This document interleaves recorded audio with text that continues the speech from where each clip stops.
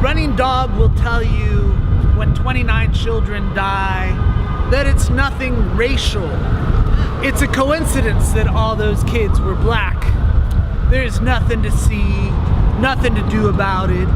A running dog will tell you to keep moving down south in Georgia. Just move on, run on. Running dogs, run on. Running dogs will tell you it was a motorcycle crash in a dark Miami overpass. It was a light pole, not a police baton, that crashed down point blank between Arthur McDuffie's eyes. They didn't even bother to account for the body blows or bruises. In the sweaty balm of the subtropics, running dogs run on, they run on. They'll tell you it was a riot and not an uprising when Liberty City burned. In Tompkinsville, Staten Island, running dogs tell you what every boy who dreamed of dusty roads, whoever watched World Federation Wrestling, or even glanced at a UFC fight knows to be a lie. That wasn't a chokehold. Runs on, running dogs, runny tongue. It was a special technique, a sleight of hand, a noogie, not a sleeper hold. There's more to this than you see. The videos are out of context. Out of context, running dogs run on and on. From verdant valleys to high sky rooftops. And every precinct between Ferguson and Tompkinsville, from sea to shining sea. Running dogs tell you there's nothing to see, despite what you see in black and white and screaming color. There's nothing racial, there was no chokehold. The young man was a demon, so bang, bang, bang, move on. Running dogs, run on, run on away. There's only one way to deal with a running dog, the persecuted poet told me. What you gotta do to a running dog is kick him in the mouth, or wherever you could reach him with your feet. Kick him in the mouth. Shut the fucker up. Shut it down. Shut it down. Running dogs been running all through this angry town. A group of cops buying coquitos. Different flavors, different cops. That's it. That's all the nice things I have to say. Okay, this poetic sign is a... Okay, here it goes. This is called Kill, Kill, Kill. And I wrote this shortly after I arrived in New York. 35 days after I arrived in New York. I was accosted by the police, beaten up, arrested for 3 days, and for nothing, really. And so while I was there, I wrote this poem. It's 1994. Kill, kill, kill.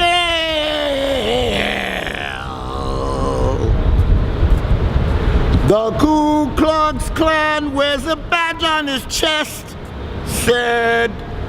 The Ku Klux Klan wears a badge on its breast, and thus it profess to stand for justice in the U.S. of A. Hey, hey, hey, hey, hey, said. The Ku Klux Klan's taken over the land, dressed as the policeman to kill the black nigger man, and the spit water he can, and all that he can kill, he will kill, kill, kill, kill, kill, kill, kill, kill, kill, kill, kill. I say, the police just shot another kid this week. Statistics reaching new high peaks. Just shot another kid this week in the back of his stomach. Said he was running away toward them, wielding a knife or a snake. And if it was a snake, it was one of those that spewed fire from its nostrils and had teeth instead of fangs, as sharp as sharks. And he looked scary in the dark. So they shot him dead. And I said, the Ku Klux Klan wears a badge on his chest and a bulletproof vest that shows no respect for none of the oppressed, while no one protests, because they live with regret for the checks that they get to play dead. Yeah, yeah, Yeah, I said. Suddenly, the 12-year-old is 12 feet tall and has an arm that propels a barrage of machete missiles at free will, whose blades come out spinning in great spirals of death. So they shot him through the back of his chest, shattering his neck. Though no weapon was ever found, he died face down in his blood on the ground, dead to the bone. Oh, another nigger alone. 'Cause the KKK, it loves to kill, and kill. Freely it will, and surely they will, while our people sit still in the cells of themselves, enslaved in their cells, killing themselves in the projects where they dwell, in their own kind of hell. Yeah. Cause blood's shed. The Ku Klux Klan is now the voice of the land that speaks firmly with a violent right hand. Lest you forget, it kills, lacking respect for the low-life human and sex of our cultural sect that our skin color represents, which they hate and resent.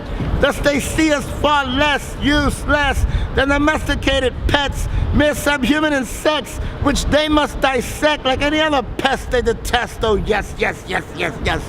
For the Ku Klux Klan, dressed up like the local police, are marching in time with the element of crime, 'cause they represent all the extreme elements of a fascist government where your votes count but don't represent. Believe what my friends say in the West Coast, 'cause they know who hates them the most. If you got a problem and you call the police, then you got two problems to deal with at least. 'Cause the Ku Klux Klan's taking over the land, just as the policeman to kill the black nigger man and the speak Puerto Rican, and all that he can kill, he will kill, cop,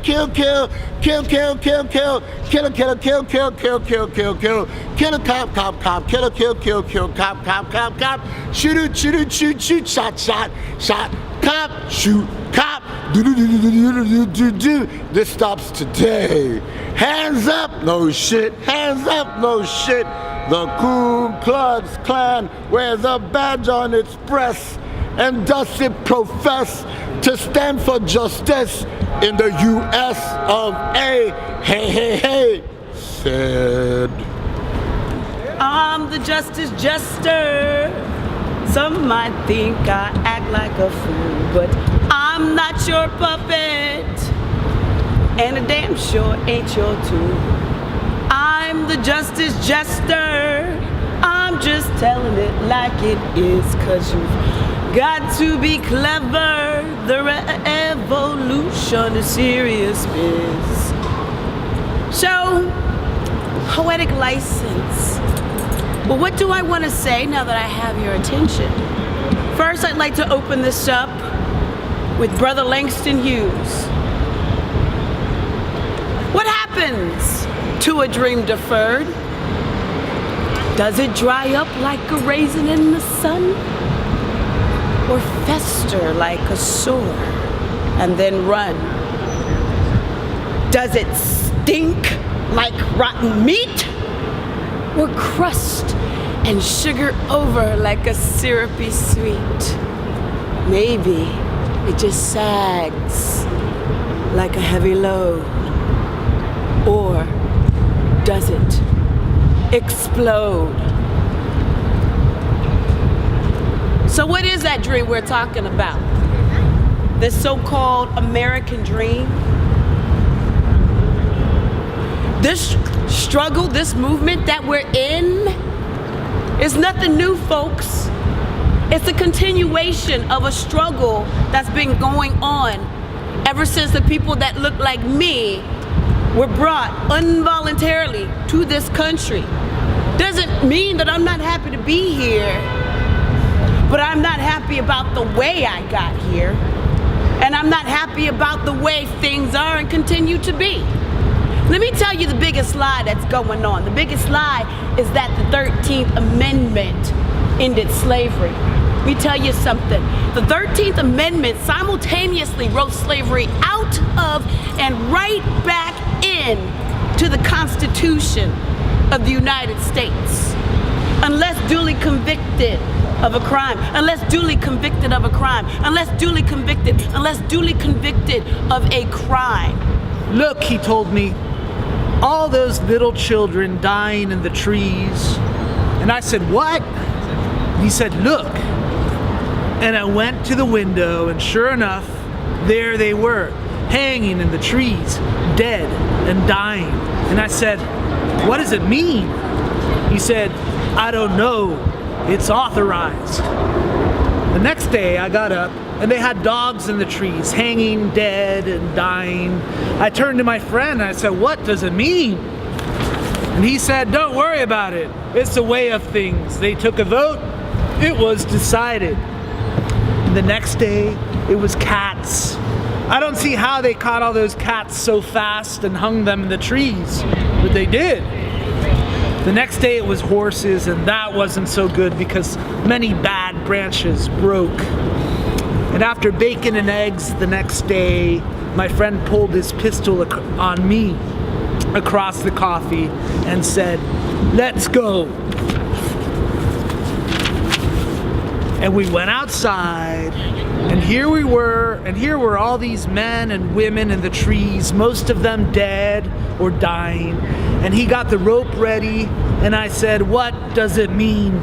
And he said, it's authorized, constitutional. It passed the majority. And he tied my hands behind my back, then opened the noose. I don't know who's going to hang me, he said, when I'm done with you. I suppose when it finally comes down to it, there will only be just one left, and he'll have to hang himself. Suppose he doesn't, I said. He has to, he said. It's authorized. Oh, I said, well, let's get on with it. Your breath is rotten, and you have forgotten how to pronounce your name. Ever since you became the so-called civil servant for the state, sick you are, using that nightstick and using that gun on your brothers and sisters. What the fuck is wrong with you, mister? Making believe that our problems are over because you passed the civil service examination to become a hired killer for the administration. All right. That is killing your generation and will do the same to you when your trigger finger malingers after 20 years of cooperating and eliminating with your gun anyone who threatens the future of the swine who drops atomic bombs on the minds of your brothers and sisters. What the fuck is wrong with you, mister? Making believe that useless uniform fits, you ain't into shit, you are small, you are not big, pig dig yourself before the grave digger starts digging you, who ain't nothing but a battery operated, castrated, constipated cop, and your position stinks. Fuck you and the way you think. A cod girlie did no wrong. One scared cop and now he's gone. Keep your eyes on the prize. Hold on, hold on. Tamir Rice was a little boy. They shot him cold cause he had a toy. Keep your eyes on the prize. Hold on, hold on. Killed John Crawford in a Walmart. Another woman died from a broken heart. Keep your eyes on the prize. Hold on, hold on. When they killed Ayanna Jones, the child was sleeping in her home. Keep your eyes on the prize. Hold on, hold on. Eric Garner could not breathe. Now we're taking it to the streets. Hey, keep your eyes on the prize. Hold on, hold on. I know the one thing we did wrong. We stayed in the wilderness far too long. Keep your eyes on the prize. Hold on, hold on. Keep your eyes on the prize. Hold on.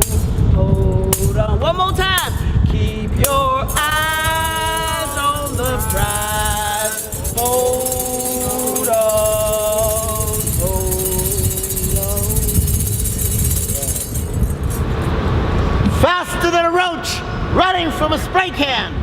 More powerful than steam coming up on winter days.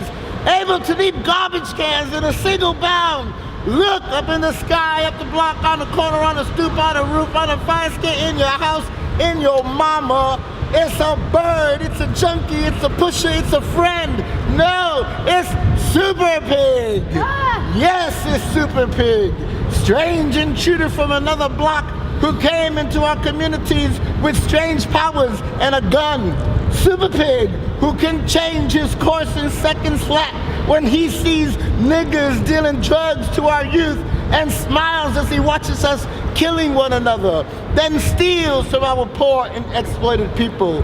Super Pig, and who disguised as the junkie on the block, the pusher on the corner, the number taker, the money maker, fights a never-ending battle for Nixon and his friends with liberty, justice, and that gun of his, the American way. Pigs! Pigs!